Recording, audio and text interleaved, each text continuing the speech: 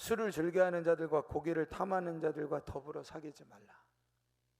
뭐 즐겨하는 자들이지 않습니까? 저는 즐겨하지 않습니다. 뭐 이렇게까지 또 시비를 건다면 어쩔 수 없겠어요. 그러나 술을 즐겨하는 자들과 고기를 탐하는 자들과 더불어 사귀지 말라. 왜? 그들은 술 취하고 음식을 탐하는 자는 가난하여질 것이다.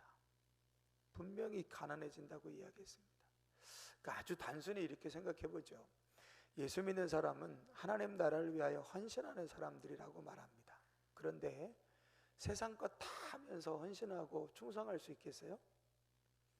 좋은 거 먹고 술과 고기라 그랬으니까 맛있는 거 먹고 좋은 거 먹고 먹고 싶은 거 먹고 술 먹고 마실 거 다 먹고 그러면서 주를 위해서 헌신할 수 있겠습니까?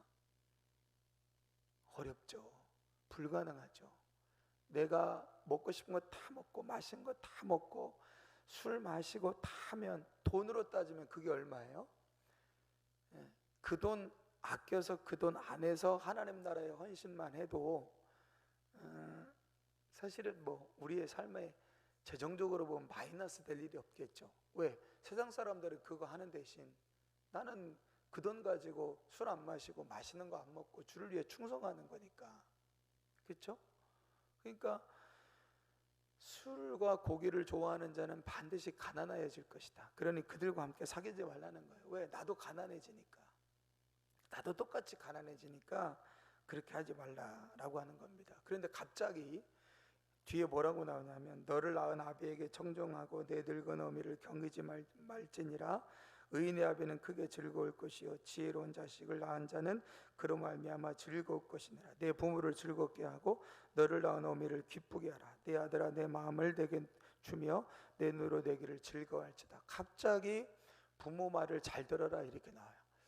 내 부모를 말을 잘 듣고 경청해라. 이 말은 잠언의 앞부분에 굉장히 많이 나옵니다. 그런데 왜 하필이면 술에 관하여 이야기할 때 이 본문의 말씀이 나오느냐? 부모가 자식에게 뭘 가르치겠어요? 술과 고기를 가까이 하지 말아라. 그를 즐겨하는 사람들을 가까이 하지 말아라 라고 부모가 가르치는 거예요. 근데 자식이 말을 들어요, 안 들어요? 안 들어요. 그 얘기를 하고 있는 거예요. 근데 이 가만히 들여다보면 부모가 술과 고기를 좋아해요. 그런데 너는 하지 말라고 그래요. 말이 먹힐까요, 안 먹힐까요? 안 먹힙니다. 안 먹히죠. 나는 술과 고기를 좋아하는데 너희는 그러지 말아라. 말이 됩니까? 말이 안 되는 거예요. 자, 계속해서 대저 음녀는 깊은 구덩이여 이방 여인은 좁은 함정이라. 참으로 그는 강도같이 매복하며 사람들 중에 사악한 자가 많아지게 하느니라. 음녀와 반드시 뭐와 관계가 되겠습니까? 술과 고기를 좋아하는 것과 음란한 것은 바로 연결이 되어 있어요. 여러분, 이것은 두 가지가 분리할 수 없다는 것은 여러분들이 잘 아실 겁니다. 이 세상을 보면 그냥 답이 나오는 거예요. 술과 고기를 좋아하는 것과 음란한 것과 따로 떨어질 수 있는가? 불가능합니다. 이건 동일선상에 있는 거예요. 해보신 분들 다 아시겠죠. 술 취하고 방탕하는 것 같이 나오잖아요.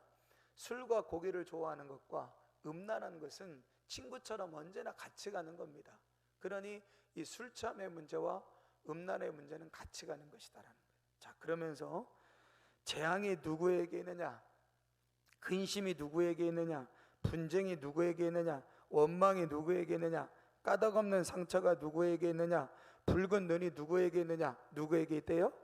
술에 잠긴 자에게 있고 혼합한 술을 구하러 다니는 자에게 있다라고 말합니다. 그러니까 이거는 술 중독에 빠진 사람을 의미하는 것이다. 여러분, 이렇게 너무 좁게 말하는 것이 아니라 아까 처음에 말씀드린 것처럼 술을 즐겨하는 자들과 고기를 탐하는 자들에게 이런 일이 일어날 수밖에 없다라는 거예요. 분쟁이 있습니다. 재앙이 있습니다. 근심이 있습니다. 원망이 있습니다. 까닭없는 상처가 있습니다. 붉은 눈이 있습니다. 이게 누구에게 있는 것이냐? 술과 고기를 즐겨하는 자들에게 있을 수밖에 없습니다. 자, 포도주는 붉고 잔에서 번쩍이며 순하게 내려가느니 너는 그것을 보지도 말지어다 말하고 있는 거예요. 붉은 포도주는 붉은 잔에서 반짝이고 순하게 내려갑니다. 그러니까 그걸 보지도 말래요. 보지도 말아라 라고 경고하고 있습니다. 그것이 마침내 뱀같이 물 것이며 독사같이 쏠 것이다. 결국 그것이 너 자신을 뱀같이 물게 될 것이고 뱀에 물리는 게 되는 겁니다. 그리고 독사같이 쏘게 될 것이다. 그러면서 내 눈에는 괴이한 것이 보일 것이다. 희한한 것이 보이게 될 것이다 라고 하는 거죠. 내 마음은 구부러진 말을 할 것이다.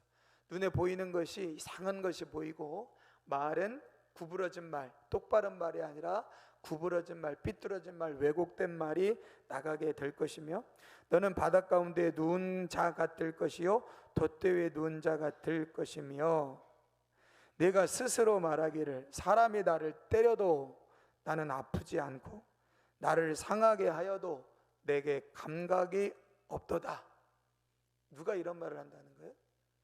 술과 고기를 즐겨하는 자들이 이런 말을 한다는 겁니다. 그러면서 이렇게 말합니다. 내가 언제나 깰까 다시 술을 찾겠다 하리라. 자, 막 술에 취해가지고요 눕는데 바다 위에 누운 것 같고 돛대 위에 누운 것 같이 눕게 될 거예요. 그런데 이거 취해서 더 이상 못 먹겠네. 언제나 깨지. 깨야 또 먹을 텐데 이렇게 얘기한다는 거예요. 이렇게 이야기한다는 거예요. 이렇게 되어진다는 거예요. 술과 고기를 즐겨 하다 보면 결국 이렇게 되어질 것이다. 그러니 누구의 말을 듣지 않습니까? 내 부모의 말을 듣지 않아요. 내 부모의 훈계를 듣지 않습니다.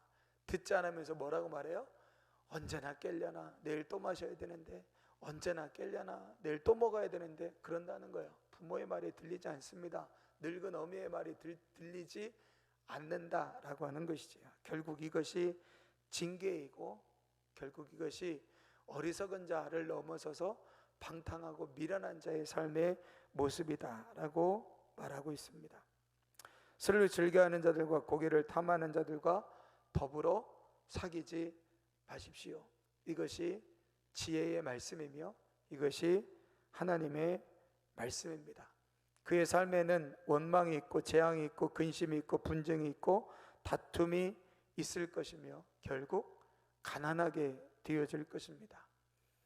여러분이 가난하게 되어지는 걸 원하십니까?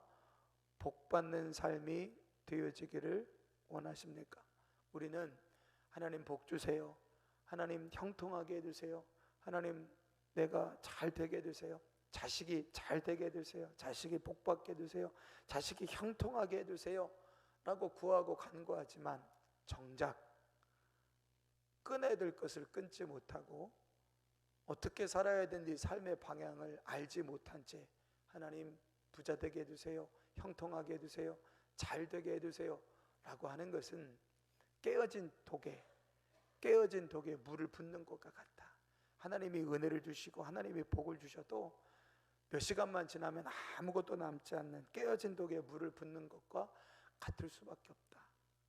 그런데 잠언은 오늘 23장의 말씀에 특별히 이 술과 고기를 즐겨하는 것에 관한 문제들을 심각하게 다루고 있다라고 하는 것을 오늘 기억하시면서 오늘 우리가 무엇을 가까이 할 것인가, 우리의 삶에 무엇을 절제하고 우리의 삶에 무엇을 끊어버릴 것인가 라고 하는 것들을 오늘 이 아침에 우리가 함께 기억하면서 성령에 취하는, 세상에 취하지 않고 술에 취하지 않고 술과 고기를 탐하지 않고 성령의 은혜를 소망하고 성령에 취할 수 있는 우리의 삶, 믿음의 삶, 지혜의 삶이 되어질 수 있기를 소망하면서 이 아침에 함께 은혜를 구하며 기도하시는 이 아침 시간이 되시기를 바랍니다. 하나님 감사합니다.